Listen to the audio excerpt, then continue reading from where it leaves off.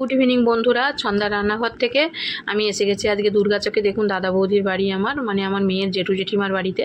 আর জেঠিমা তার লুচি বেলছে আর তার বড়দি একদম হাসি হাসি মুখ নিয়ে লুচি ভাজছে।